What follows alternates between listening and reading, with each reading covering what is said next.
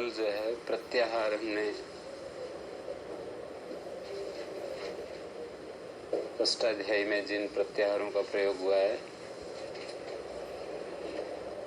संख्या में जो 41 हैं, उनको हमने देखा।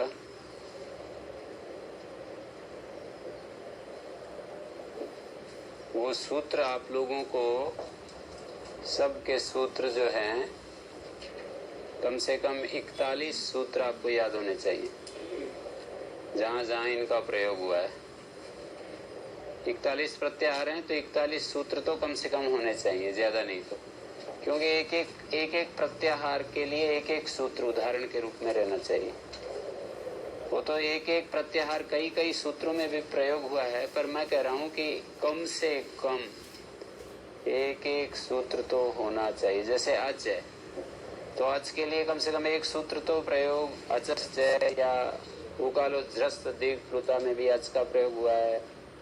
तो इस तरह से अच का प्रयोग जहाँ जहाँ हुआ है वे सारे यदि याद हों तब तो बहुत अच्छी बात है, पर कम से कम एक तो होना चाहिए।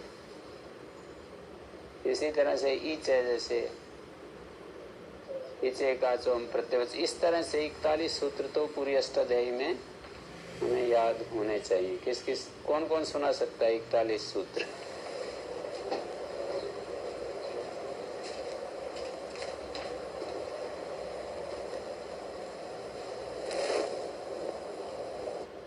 चकार से क्या क्या बनते हैं वो बताना। मैं ऐसे पूछता हूँ, चकार से कितने प्रत्याहार बनते हैं? 4 प्रत्याहार। जैसे सूत्र बोल दो सीधे, दोनों बात हो जाएंगी।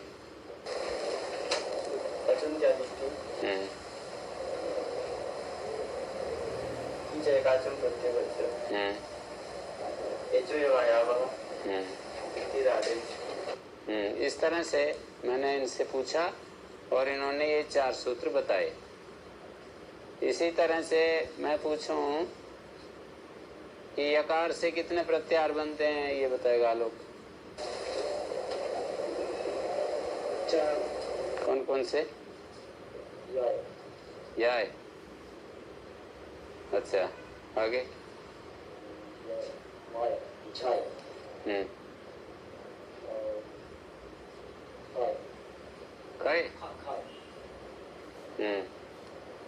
अब आप सूत्र बोल दो जी।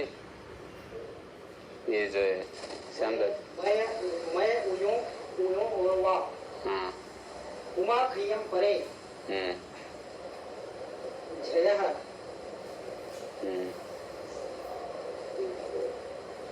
अनुस्वारस्य यही वर्षवर्ण। हाँ, और एक वार्तिककार ने भी बनाया है ना, क्या?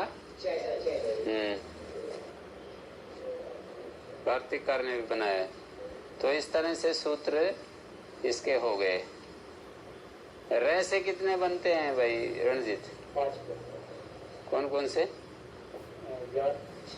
नहीं, सूत्र बोला करो साथ में।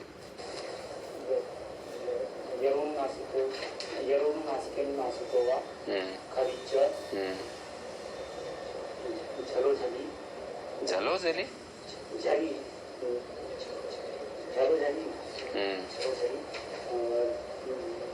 झलोझली सवर्ण सूत्र है। हाँ। अभ्यास चर्चा।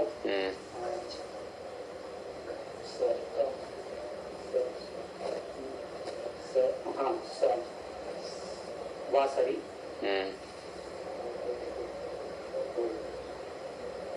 पूरे हो गए? कोई बच गया भाई? हो गए?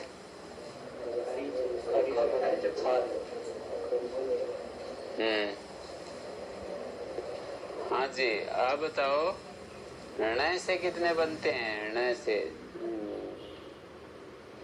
हेलो, नहीं पीछे कौन है? फूलचंद, ण से कितने बनते हैं? एक बनता है। हाँ, अच्छा।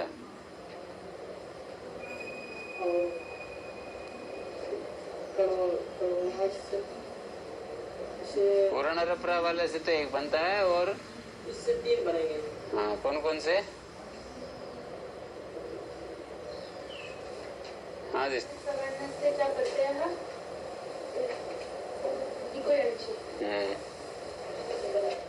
वैसे बताना है। ठीक है, ये श्लोक सुनाओ। कौन सुनाएगा? सावित्री जी आप बोलना। एकस्मान् दयनवटाभ्यांसः दिभ्य एव कर्माः स्युः ज्ञेयौ च यौ चतुर्भ्यः इरः पञ्चभ्यः सनौ षड्भ्यः। सुरेंद्र जी बताएंगे। लय अक्षर है ना, वो कहाँ आया है? किस सूत्र में प्रत्याहार बनाने के लिए लय अक्षर कहाँ आया है? हाँ राकेश जी, कितने बनेंगे लय से? 6 बनेंगे। ये लय कौन सा अक्षर है जिससे प्रत्याहार बनाए गए हैं भाई? हाँ कितने बनते हैं?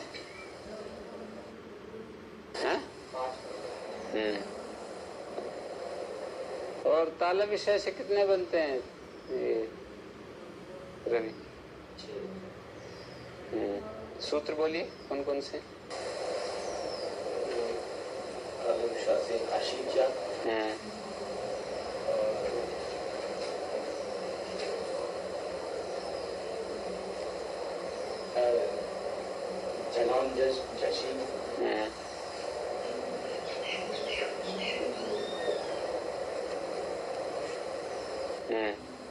तीन हो गए, तीन और बचे।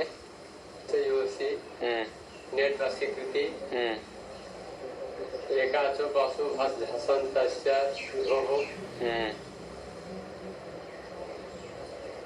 ठीक है, तीन तो ये हो गए, तीन उसने बता दिए थे। बाकी तीन भी बता दो आप। हसी च झलम दसवंते झलम दससी। तो इस तरह से ये प्रत्याहार का प्रयोग हुआ है सूत्रों में, है? मतलब इस तरह से याद रखा जा सकता है ठीक से ना। आप सुना सकते हो, ये एक श्लोक याद हो और आपको ये तरीका पता हो तो आप बता सकते हो। कोई ज्यादा जटिल बात नहीं है, कठिन बात नहीं है। मतलब ऐसे याद रख लो कि श से कितने बनते हैं, लय से कितने बनते हैं, र से कितने बनते हैं, कितने अक्षरों से बनते हैं। ज्यादा मतलब मैक्सिमम आपसे पूछें, आप बताओ जी कितने अक्षरों से बनते हैं कुल 41 प्रत्याहार? अंतिम वाले कितने अक्षर हैं? कितने अक्षर हैं? 14 हैं कुल। 14 अनुबंधों से बनेंगे 41 प्रत्याहार। अनुबंध तो 14 ही है ना। एकस्मान् गयण वटा ग यण व 5 ही हैं। द्वाभ्याम से 5 और 2 7 त्रिभ्याय कर्णमा स्यु। कर्ण में द्वाभ्याम श, हाँ एक ही होगा ना। द्वाभ्याम श एक होगा और कर्णमा फिर 3 हो गए, 9 हो गए। 5 और 9 2 11 12 फ्लव षड्भ्या। 14 अनुबंधों से 41 प्रत्याहार बनाए गए। ठीक है। और यमंता अड्डा भी इसी में आ लिया, चय भी आ लिया। 14 अनुबंधी हैं जिनसे 43 बनाए गए हैं। ठीक है। 14 प्रत्याहार सूत्र हैं, 14 अनुबंध काम में लिए हैं। वैसे आगे पीछे लिए हैं, सब से सब का प्रयोग नहीं हुआ है। और भी कितने बन सकते हैं? कितने ही बना लो, कितने बना लो, पर मतलब अष्टाध्यायी सूत्रों में जिनके प्रयोग हुए हैं उनको हमें देखना है। प्रत्याहार बनाने में अंतिम वर्ण क्यों हाल पर रखा गया और सूत्र नहीं रखा गया? पाणिनि ने अपनी एक व्यवस्था रखी है।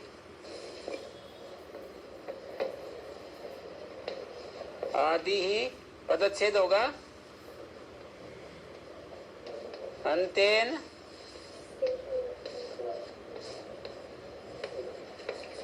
यहाँ पर अ और ई को आधगुणा हो रहा है।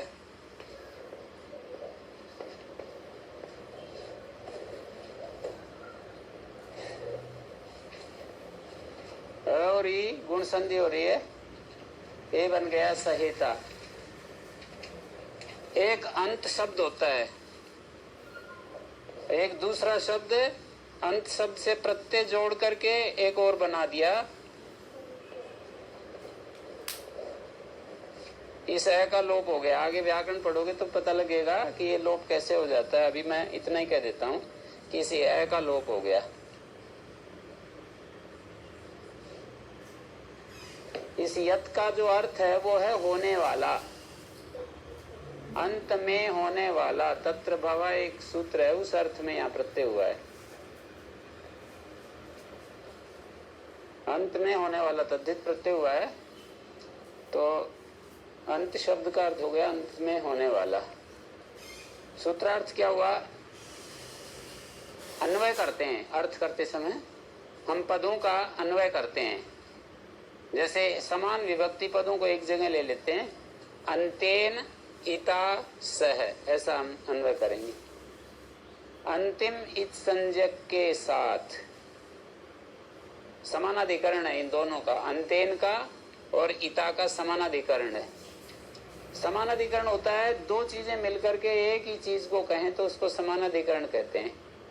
अंत भी वही है और इत भी वही है। ये नहीं कि अंत तो कहीं दूसरी जगह देखें और इत को दूसरी जगह देखें।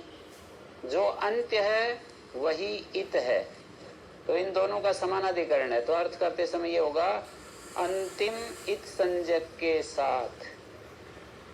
सह के साथ में हिंदी में ट्रांसलेशन करते हैं तो के साथ ऐसा अर्थ निकलता है। जैसे रामेण सह, राम के साथ। यज्ञदत्तेन सह, यज्ञदत्त के साथ। अंतेन इता सह, इता सह का मतलब इत संज्ञक के साथ। और वो इत संज्ञक कैसा हो इसका विशेषण है अंतेन। अंतेन और इता इन दोनों में विशेषण विशेष्य भाव है। समानाधिकरण जहाँ होता है वहाँ विशेषण विशेष्य होता है दो पदों में। समानाधिकरण जहाँ होता है वहाँ विशेषण विशेष्य भाव होता है। ये कई सारी बातें मैं बोल रहा हूँ, इनको आपको ना समझनी पड़ेंगी। जहाँ भी समानाधिकरण होता है वहाँ विशेषण विशेष्य भाव होगा। एक विशेषण होगा, दूसरा विशेष्य होगा। अंतेन और इता में कौन विशेषण कौन विशेष है? इता विशेष्य है, अंतेन विशेषण है। कैसा इत संज्ञक, ऐसा यदि पूछेंगे तो उसका उत्तर मिलेगा अंत में होने वाला। कैसा घोड़ा, काला, तो काला विशेषण है, घोड़ा विशेष्य है।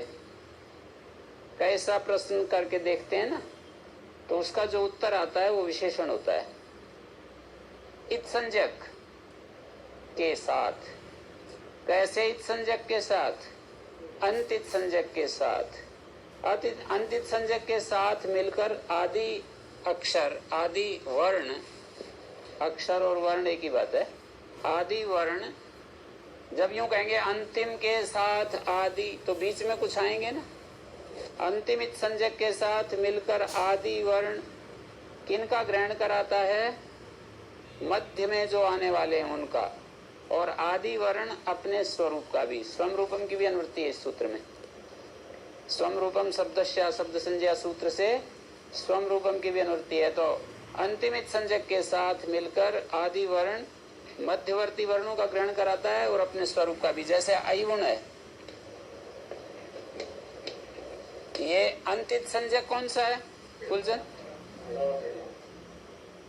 निर्णय जो है अंतिमित संज्ञक है ना, इसके साथ हमने इसको मिलाया, अ को।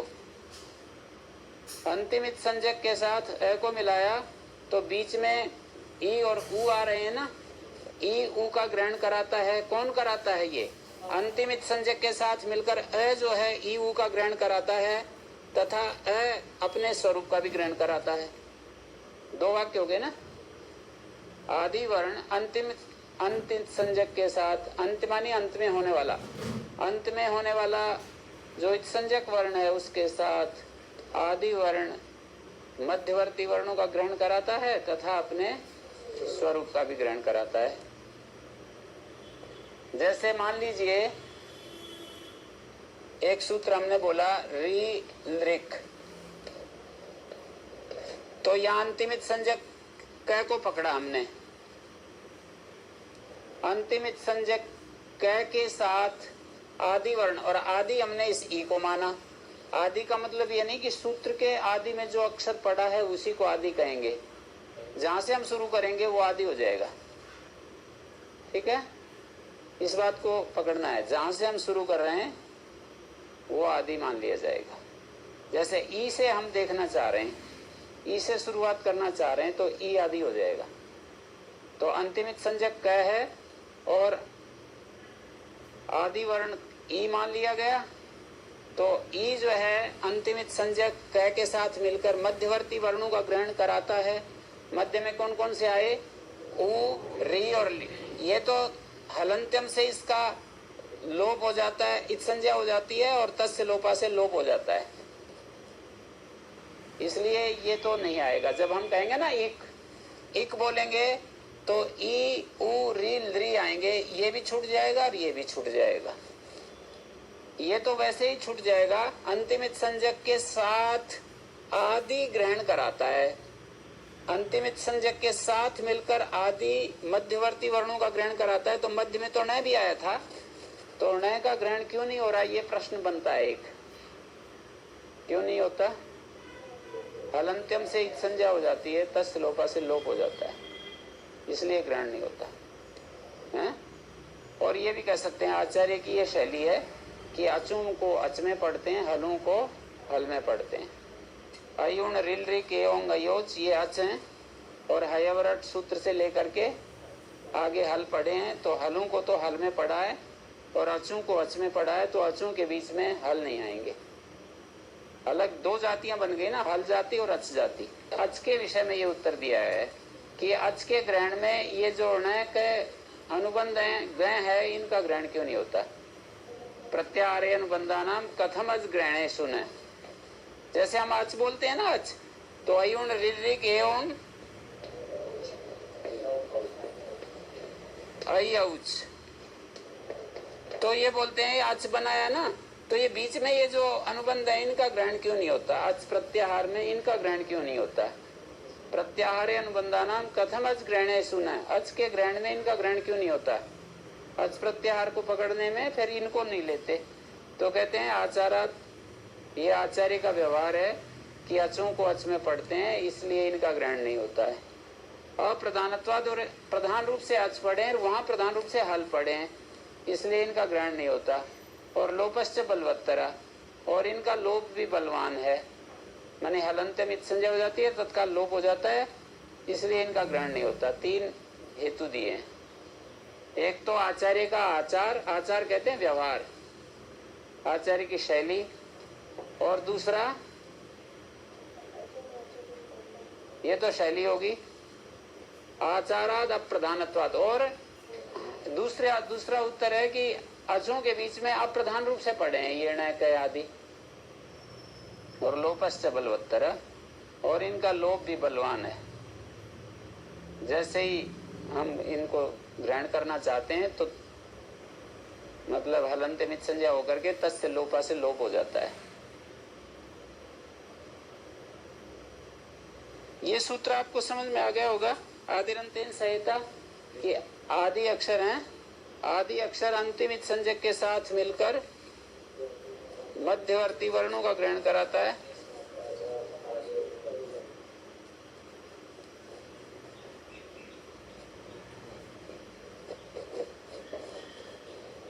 मध्यवर्ती वर्णों का ग्रहण कराता है और आदि वर्ण अपने स्वरूप का भी।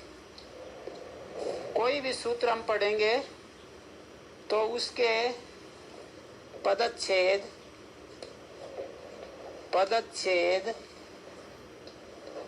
विभक्ति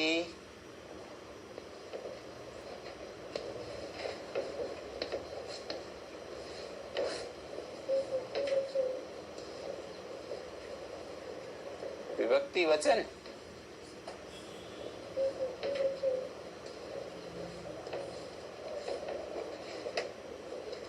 समास अर्थ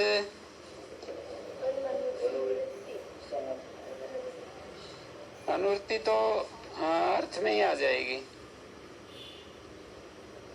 अर्थ जब करेंगे ना तो अर्थ का ही हिस्सा है अनुवृत्ति। तो अलग से भी कह करके देख सकते हो। फिर ऐसे लिखो अनुवृत्ति और अर्थ।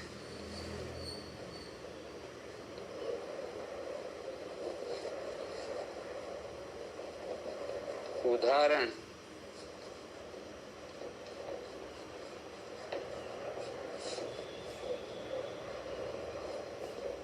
सिद्धि है। 7 चीज होगी ऐसे तो। ठीक है। पदच्छेद, विभक्ति वचन, समास, अनुवृत्ति, अर्थ, उदाहरण, सिद्धि, ये सारे चीजें हम हर एक सूत्र के बारे में देखेंगे। कहीं समास मिलेगा, कहीं नहीं मिलेगा। अनुवृत्ति भी कहीं नहीं भी मिलेगी। ठीक है। जरूर नहीं सब जगह अनुवृत्ति हो, ज्यादातर होती है पर कहीं नहीं भी मिलेगी। और अर्थ, उदाहरण, सिद्धि ये तो सब जगह मिलेंगी।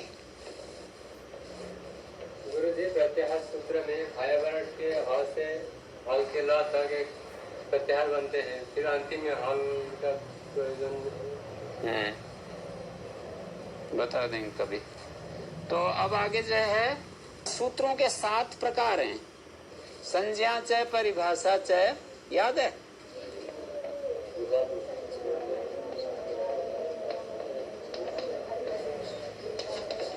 विधिर नियम एव च।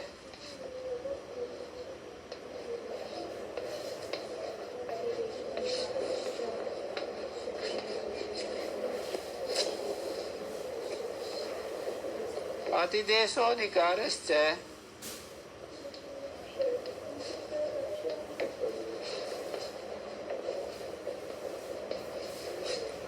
षड्विधम सूत्र लक्षणम।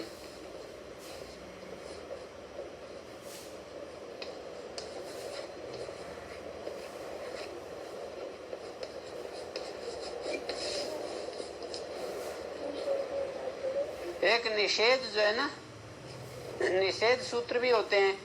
उसको कहाँ गिनोगे इन 6 में? हाँ, निषेध भी विधि का एक भाग होता है। संज्ञा, परिभाषा, विधि, नियम तो हर एक सूत्र के बारे में ये खोज करनी पड़ती है सबसे पहले कि ये कौन सा प्रकार का सूत्र है। हर एक सूत्र के बारे में खोज करनी पड़ती है कि विधि सूत्र है या नियम सूत्र है या संज्ञा सूत्र है या परिभाषा, अधिदेश क्या है, इसकी खोज करनी पड़ती है। जैसे हम पूछें कि कौन से प्रकार का सूत्र है? हाँ, एक के स्थान में यण आदेश कर रहा है ना, यण का विधान कर रहा है।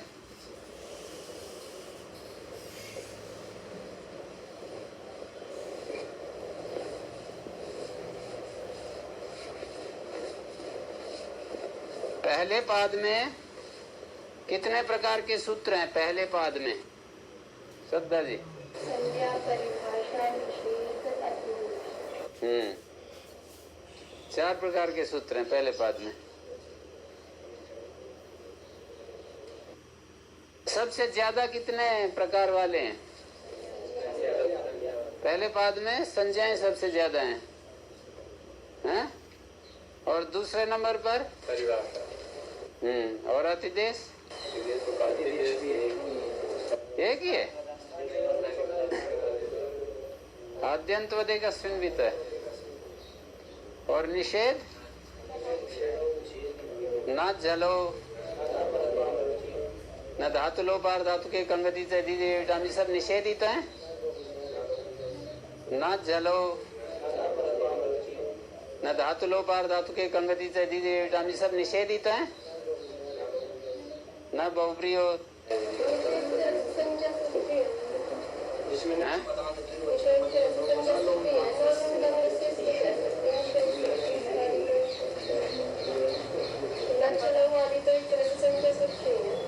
वैसे जो सही कह रहे हैं सविता जी की जो है ना, नाथ जलो जो सूत्र है ये निषेध सूत्र संज्ञा का ही एक विशेष विषय में निषेध करता है।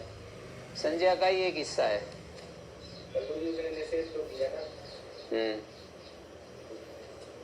बाकी से अलग तो करती है। क्यों जी? निषेध तो वो देखते ना आपने जैसे विधि का भाग विधि का भाग बनाएंगे ना, विधि का निषेध बना, विधि का हिस्सा बनाएंगे। जैसे हमने कहा कि निषेध कहाँ आएगा, आपने कहा विधि में आएगा, तो फिर विधि में तो नहीं आया। विधि का जहाँ भाग देखोगे तो फिर वो छठे सातवें आठवें अध्याय में जहाँ पर कहे हैं ना, वहां मिलेंगे संज्ञा सूत्र, या इधर भी मिल सकते हैं। चौथे तीसरे चौथे पांचवें अध्याय में भी विधि सूत्र हैं, तो वहां भी मिल सकते हैं। कुछ संज्ञाओं का निषेध करते हैं और कुछ और यूं तो जो कंगति से जो सूत्र है, इसको आप निषेध कह रहे हो, इसको परिभाषा भी कहा है। कंगति से जो सूत्र है ना, इसको परिभाषा भी कहा है कि कित प्रत्यय को निमित्त मानकर इक्के स्थान में गुण वृद्धि नहीं होते। इक्के स्थान में गुण वृद्धि होते हैं और किंगत निमित्त इक्के स्थान में नहीं होते हैं। एक प्रकार से ये परिभाषा भी कहा है। तो निषेध कई बार संज्ञाओं का हिस्सा बनेगा, कई परिभाषाओं का, कई बार विधि का हिस्सा बनेगा निषेध है। अब मैं जो है वृद्धि आदेश सूत्र के ऊपर आता हूं। वृद्धि आदेश, ये पदच्छेद मैंने कहा कि पदच्छेद करेंगे, विभक्ति वचन बनाएंगे, एक एक। ये प्रथम विभक्ति एक वचन, ये भी प्रथम विभक्ति एक वचन। फिर समास देखेंगे, तो समास में जो है आत च, ये तय को च स्तोष चुना संधि कार्य हो रहा है।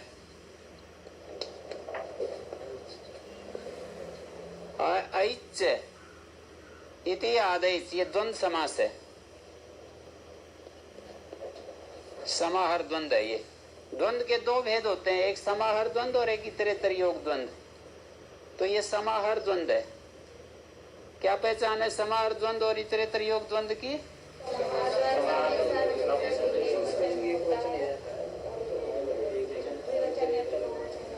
इतरेतर योग में द्विवचन बहुवचन होता है, और लिंग की व्यवस्था जो होती है, ध्यान देना, इतरेतर योग में लिंग जो व्यवस्था है वो उत्तर पद के अनुसार होती है। परवल लिंगम द्वंद्व तत्पुरुष है।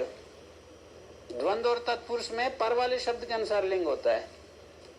ये जो भी मैं बोलता हूँ उसको पकड़ लिया करो। जैसे ये सूत्र भी पढ़ लिया आपने एक प्रकार से, परवल लिंगम द्वंद्व तत्पुरुष है। पढ़ तो रहे हो वृद्धिरादेश, पर परवल लिंगम भी पढ़ा दिया है साथ में कि पर वाले शब्द के अनुसार लिंग होता है द्वंद्व और तत्पुरुष का। जो भी मेरे मुख से बोल दिया तो वो सूत्र पढ़ लिया, यूं समझ लो। ऐसा नहीं कि जब वो आएगा तभी उसकी बारी आएगी तभी वो पढ़ा गया। और आदेश में आच्य आदेश ये समाहार द्वंद्व है। सर्वो द्वंद्वो विभाषा एकवत भवति, इसको याद कर लो।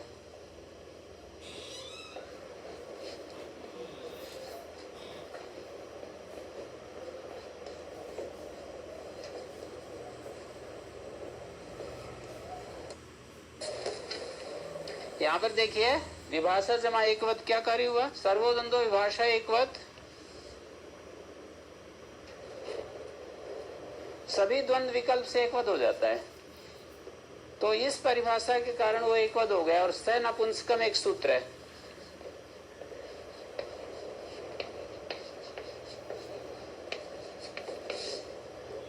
मैं एक बात पूछता हूं आप लोगों से,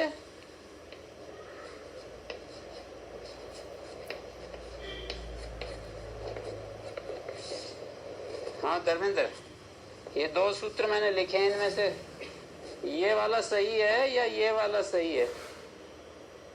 स तौते तम तौतान तेन ताभ्याम, तो इस का रूप होता है ना। ये वाला सही है, ये वाला सही है? दोनों से यार ऊपर वाले में संधि का होगा या नीचे? हाँ, सूत्र में जो अष्टाध्यायी में लिखा है ना, उसके हिसाब से यूं बताओ कि उसमें तो यही लिखा है, संधि कार्य हो रहा है यहाँ पर है। और यदि अलग से कहीं लिखना है, केवल ये वाला लिख करके बताना है, तो फिर ऐसा लिखेंगे। केवल सह ऐसा लिख करके बताना है, कोई भी अक्षर स के बाद आ जाएगा ना, आकार को छोड़ करके कोई भी आ जाएगा, समझ गए? स के बाद अ को छोड़कर कोई भी आ जाएगा तो लोप हो जाता है। कोई भी अक्षर आ गया है? हाँ, जैसे सोअस्ति, अकार आएगा तो फिर सोअस्ति, इस तरह से रूप बनेगा। ये आकार आया तो सोअस्ति ऐसा बनेगा। सोपी, वह भी।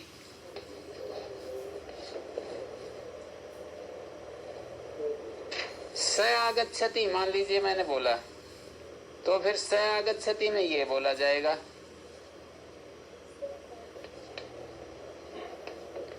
ठीक है? हाँ?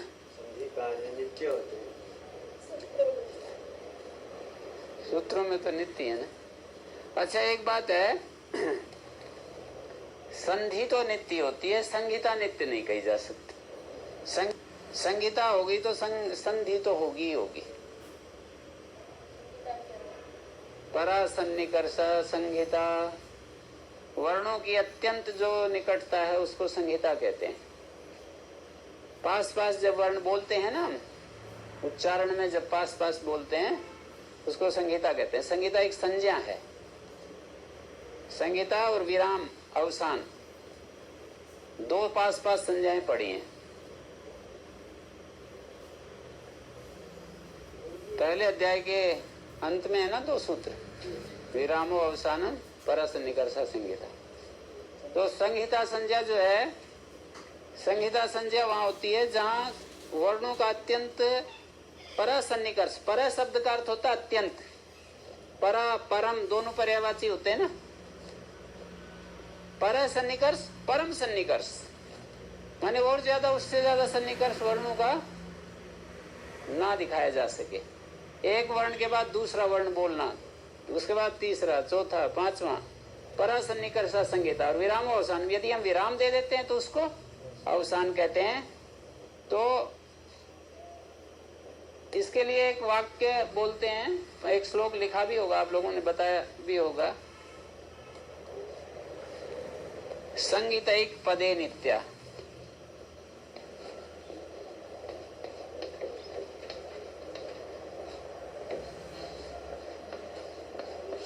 ठीक है, एक बात। My name is Ariel, and I just started my first job as a project manager. When I was a student, I'd write long essays that I'd work on for days, but now I'm writing short emails and messages all day, every day. Grammarly has been a lifesaver. Here's an example of an email I wrote at work. With just a few clicks, Grammarly helps me reword my sentences so that they're crisper. Split that run-on sentence into two. I can stay efficient while sounding clear every time. This is so much cleaner. And of course, it helps me correct any embarrassing typos, which happen sometimes when I'm trying to type quickly. Writing is a big part of my role, and Grammarly helps me feel confident I'm doing it well. If you don't have it, you're missing out. It's free. Go download it right now.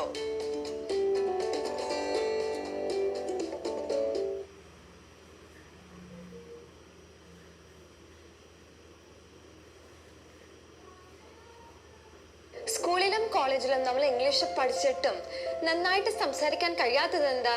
അവിടെ teacher പറയുന്നത് കേൾക്കുക, അത് മാത്രമേ നമ്മൾ ചെയ്യാറുള്ളൂ. English കറക്റ്റായി പഠിക്കണമെങ്കിൽ സംസാരിച്ച് തന്നെ പ്രാക്ടീസ് ചെയ്യണം. ഒപ്പം നല്ലൊരു ഗൈഡൻസും വേണം. അതിനാണ് എൻ്റെ ഇംഗ്ലീഷ് പഠിക്കാൻ വിത്ത് ഇൻവേർട്ടഡ് കോക്കനട്ട് ഗോൾഡ് കോഴ്സ്. ഈ കോഴ്സിൽ നിങ്ങൾക്കൊരു എക്സ്പെർട്ട് സ്പോക്കൺ ഇംഗ്ലീഷ് മെന്ററുടെ സഹായത്തോടെ ഇംഗ്ലീഷ് പഠിക്കാം. നിങ്ങൾക്ക് ഇതിലൂടെ വീഡിയോ ക്ലാസ്സിനൊപ്പം ഡെയിലി സ്പീക്കിംഗ് ടാസ്ക്സ് ഉണ്ടാവും. പിന്നെ മെന്റേഴ്സിന്റെ കൂടെ സ്പെഷ്യൽ പ്രാക്ടീസ് സെഷൻസും ഉണ്ടാവും. ഡിസ്കഷൻ ഗ്രൂപ്പിലൂടെ നിങ്ങൾക്ക് ഡൗട്ട്സ് ക്ലിയർ ചെയ്യാനും മറ്റുള്ള സ്റ്റുഡൻസിന്റെ ഒപ്പം സംസാരിച്ച് ഇംഗ്ലീഷും പഠിക്കാനും പറ്റും. നല്ല അടിപൊളിയായിട്ട് ഈ കോഴ്സിലൂടെ spoken English, vocabulary, sentence structure, grammar ഞാൻ നിങ്ങൾക്ക് എല്ലാം പറഞ്ഞു തരാം. നിങ്ങൾ പഠിച്ച കാര്യങ്ങൾ ടെസ്റ്റ് ചെയ്യാൻ വേണ്ടി ഓരോ ലെസൺസ് കഴിയുമ്പം ഒരു ചെറിയ ക്വിസ് ഉണ്ടാവും. പിന്നെ ഇങ്ങനെ കോഴ്സ് കംപ്ലീറ്റ് ചെയ്യുമ്പം ഒരു കോഴ്സ് കംപ്ലീഷൻ സർട്ടിഫിക്കറ്റും ലഭിക്കും. ഇത്രയും നന്നായിട്ട് ഇംഗ്ലീഷ് പഠിപ്പിക്കുന്ന കോഴ്സ് വേറെ ഉണ്ടാവില്ല. അടുത്ത ബാച്ച് ജോയിൻ ചെയ്യാൻ ഇപ്പോൾ തന്നെ ഈ കോഴ്സ് സ്വന്തമാക്കൂ.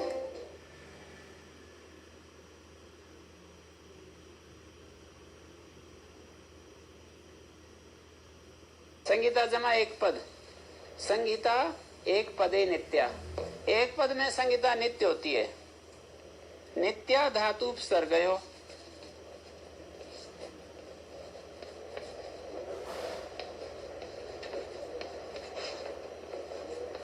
धातु और उपसर्ग के बीच में संगीता नित्य होती है. जैसे आगच्छति है तो आ और गच्छति के बीच में नित्य संगीता. आपको ऐसे बोलना पड़ेगा आगच्छति. आप ऐसे नहीं बोल सकते, विराम नहीं कर सकते. संगीता का जो अपोजिट शब्द है वो विराम है. तो आप ऐसे नहीं बोल सकते आ गच्छति, आ गच्छति, ऐसे नहीं बोलेंगे. आपको आगच्छति ही बोलना पड़ेगा. नित्या धातु उपसर्गयो. नित्या समास है. नित्या समास है.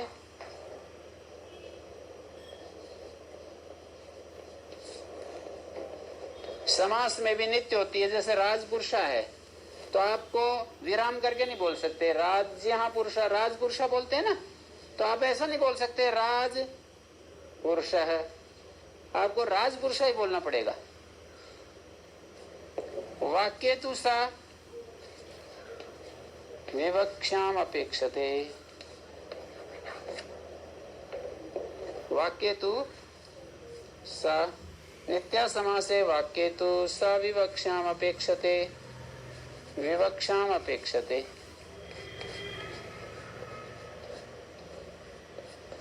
ठीक है ये.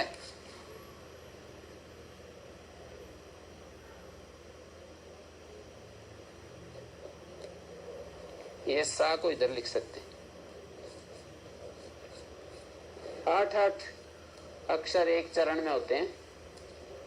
संगीत एक पदे नित्या. नित्या धातु उपसर्गयो. नित्या समासे. वाक्ये तु सा विवक्षाम अपेक्षते. तो यहाँ पर जो है आपका प्रश्न का उत्तर बना नहीं बना. आपने पूछा था कि क्या संधि नित्य है, तो मैंने कहा संधि तो नित्य है. संहिता की बात है कि संहिता कभी कभी वाक्य में विवक्षाधीन हो जाती है. वाक्य में विवक्षाधीन हो जाती है संहिता. संहिता हो गई तो संधि तो होगी होगी. यदि आपने संहिता कर दी तो फिर तो संधि होगी होगी. संहिता नहीं की तो हो सकता है कि जो है संहिता नहीं की तो उसका परिणाम जो है कार्य तो संधि है और संहिता कारण है. ऐसे समझो, कारण कार्य भाव संबंध है संधि और संहिता. संहिता का अर्थ तो फिर इतना ही निकलेगा कि वर्णों को जो है समय पर चयन करने की इच्छा, ये संहिता होगी. हाँ. वर्णों का बहुत समीप होना ये संहिता नहीं हुई ना. सूत्र तो ऐसे बोल रहा है परासन्निकर्ष संहिता. वर्णों का जो परासन्निकर्ष अत्यंत सन्निकर्ष है. तो संधि है एक तरह से. नहीं, संहिता के अधिकार में फिर परिणाम होते हैं वो टिकोयणसी आदि. जैसे दधि अत्र है, दधि के बाद तुरंत आपने अत्र बोलना चाहा, ये संहिता है. हमने परासन्निकर्ष कर दिया और फिर उसमें जो परिणाम हुए वो संधि. हाँ, संहिता के अधिकार में. संहितायाम विषय, वहां पर विषय सप्तमी है ना. संहिता के विषय में 21 स्थान में यण हो जाता है, तुरंत ही परिणाम हो जाता है संहिता होने पर. तो इसलिए विषय सप्तमी रखी है. विषय सप्तमी का मतलब है जहाँ संहिता विषय उपस्थित हो वहां पर 21 स्थान में यण हो जाए. ये परिणाम हो जाए. ये परिणाम ही तो संहिता है, इसीलिए तो विषय फिर लगा रहे हैं. संहिता संधि में हम कुछ अंतर थोड़े कर सकते हैं. ऐसे मान लो. मतलब ये है कि संहिता वाक्य तो सा विवक्षाम अपेक्षते, ये जो बोले ना, संहिता वाक्य में विवक्षा के अधीन है. वाक्य में हम संहिता ना भी करें. संधि करे या ना करे, परासन्निकर्ष करे या ना करे, ये अच्छा है, लेकिन पर सन्निकर्ष हो गया तो परिणाम तो है किसी को। तो उस समय जो है ऐसा बोलना पड़ेगा। जैसे कि कोई भी वाक्य है, रामा ग्रामम गच्छति, ये जो मैंने वाक्य बोला इसको पता है कैसे बोलना पड़ेगा? जब विवक्षा अधीन करोगे और संधि संहिता नहीं करोगे, कोई बोल के बताओ। रामो ग्रामम गच्छति, ऐसे बोलना पड़ेगा इसको। रामा ग्रामम गच्छति नहीं बोल सकते, आपको ऐसा बोलना पड़ेगा, रामः ग्रामम गच्छति, ऐसे बोलना पड़ेगा। रामो ग्रामम गच्छति, हैं? तो वो गलत है ना, ऐसे बोलना चाहिए रामो ग्रामम गच्छति। रामो ग्रामम गच्छति, रामो बोलना चाहिए, ये तो ग्रामम और ग्रामं ऐसे दोनों हो जाते हैं।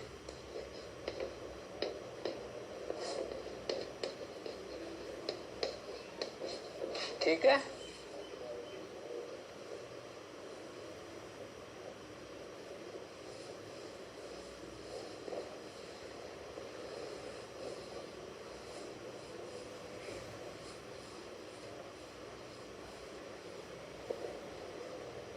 गुरुजी एक पद में कैसे दिखाएंगे?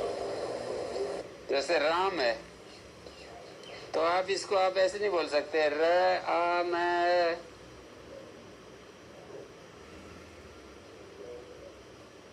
र आ मैं ऐसे नहीं बोलते, इसको राम ऐसा ही बोलना पड़ेगा। कांतार अधीत हो, कांतार अधीत अलग अलग नहीं बोल सकते। समास जब एक पद हो गया, समास वो तो समास की बात है। एक पद ही तो बन गया ना गुरुजी, अब वो समास को करके दो पदों का एक पद बन गया, अब उनको अलग अलग नहीं बोल सकते ना। कांतार अधीत, कांतार अधीत ही बोलना पड़ेगा। हाँ, ऐसा नहीं कि समास का उदाहरण अलग दो और एक पद का अलग। बाकी ने श्लोक में समास अलग से पढ़ाई थे। संगीतैक पदे नित्या, नित्या धातु सर्गयो नित्या समासे। समास में संगीता नित्य, वो उदाहरण आपका अच्छा है। कांतारातीत्या, कांतार अतीत, आप ऐसा नहीं बोल सकते कांतार अतीत, आपको यहाँ संधि करके ही बोलना पड़ेगा। कांतारातीत है, ए और ए को आ करके ही बोलना पड़ेगा। एक पद का उदाहरण तो यही है, कोई भी एक पद बोले ना, जैसे गच्छति एक पद है तो आप इसको वर्णों क्या सन्निकर्ष करके ही बोलना पड़ेगा। गच्छति ऐसा नहीं बोल सकते, ग अ च छ अ त ई, ऐसा नहीं बोल सकते। यही है, एक पद में संगीता नित्य है, एक पद में संगीता नित्य अर्थात अलग अलग करके नहीं बोल सकते। संगीता एक पदे नित्या, नित्या धातु सर्गयो, जैसे अधि एति, आपको अधि एति नहीं बोल सकते, आपको अध्येति बोलना पड़ेगा। अधि उपसर्ग है, एति क्रिया है, इको एंड करके अध्येति बोलना पड़ेगा। अध्येति, अधीत, अधि जमा इत है, ऐसा नहीं बोल सकते। अधि इत, अधीत ही बोलना पड़ेगा। धातु उपसर्ग का कार्य नित्य हो गया। नित्या समास है, कांतारातीता, मैंने उदाहरण दिया था राजपुरुष, जैसे राजपुरुष ही बोलना पड़ेगा, राज पुरुष है ऐसे नहीं बोल सकते।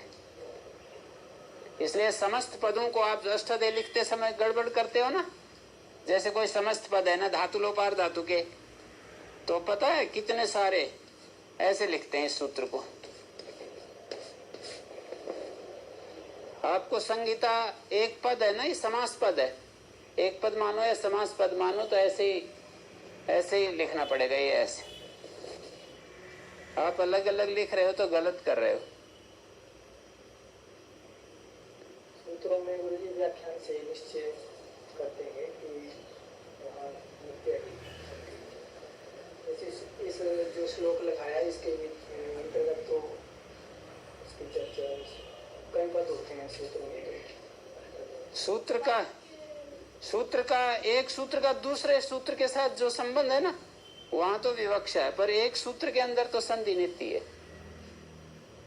जैसे आप वृद्धिरादेश के बाद अदेंगुणा बोलेंगे ना, तो यहाँ तो वैकल्पिक है, वृद्धिरादेश जदेंगुणा ऐसा भी बोला जाता है, वृद्धिरादेश जदेंगुणा अलग अलग भी। एक सूत्र को दूसरे सूत्र के साथ मिला करके भी बोला जाता है, अलग अलग भी। गुरु जी वो तो आपने रामो रामम गच्छति बोले, हाँ, रामो कैसे हो गई? रामो रामो बोले ये बताएगा, देखो आदित्य बताएगा रामो कैसे हुआ, आप बताओ। हसीचे सूत्र लग गया, हर्ष अक्षर परे हो ना, तो राम के ये जो र होता है इसको ऊ हो जाता है, और इन दोनों को हाथ गुणा। राम के बाद सु आता है ना, और सु को सो रू का र। अब राम आगे गच्छति, तो एक सूत्र हसीच है, वो कहता है अवर्ण से उत्तर रू के र को ऊ होता है, हर्ष परे रहते, हर्ष अक्षर परे हो तो ऐसे उत्तर रह को ऊ होता है, फिर आद गुणा से गुण हो गया, रामो गच्छति। ठीक है। संहिता में बोलोगे तो रामो ग्रामम गच्छति, रामो ग्रामम गच्छति। और यदि असंहिता में बोल रहे हो तो रामः ग्रामम, आपको रुक रुक करके बोलना पड़ेगा, रामः विराम देना पड़ेगा। संहिता का अपोजिट विराम है, ठीक है ना। संहिता को मानसिक और संधि को कार्य रूप ऐसा भी कह सकते हैं। संहिता एक बौद्धिक चीज है और उसका जो प्रकट रूप है, जैसे अंग्रेजी में एक बिंदु होता है, ये जो बिंदु है ना, पता है बिंदु, एक बिंदु जैसे हम ऐसे लगाते हैं, गणित की भाषा में यदि कहें, गणित की भाषा में जो बिंदु होता है ना, बिंदु जो हम वो होता है, वो छोटे से छोटा जिसकी लंबाई चौड़ाई और मोटाई न हो उसको बिंदु कहते हैं, उसको शून्य कहते हैं। तो इसकी तो लंबाई चौड़ाई मोटाई बिंदु है, और इसको काटते जाओ, छेद करते जाओ, इसके टुकड़े करते जाओ, जहां जा करके और मतलब वो समाप्त हो जाए दिखना, तो कहोगे कि और छोटा छोटा भी हो सकता है, यंत्रों से देखा जा सकता है, और करो, फिर वो एक बौद्धि का उदाहरण मात्र रह जाएगी, है ना। तो वो बिंदु से फिर ये बिंदु उद्भूत होता है, प्रादुर्भूत होता है। उस बिंदु से ये तो उसका केवल दिखा देते हैं, वैसे एक्चुअल में तो बिंदु वही है,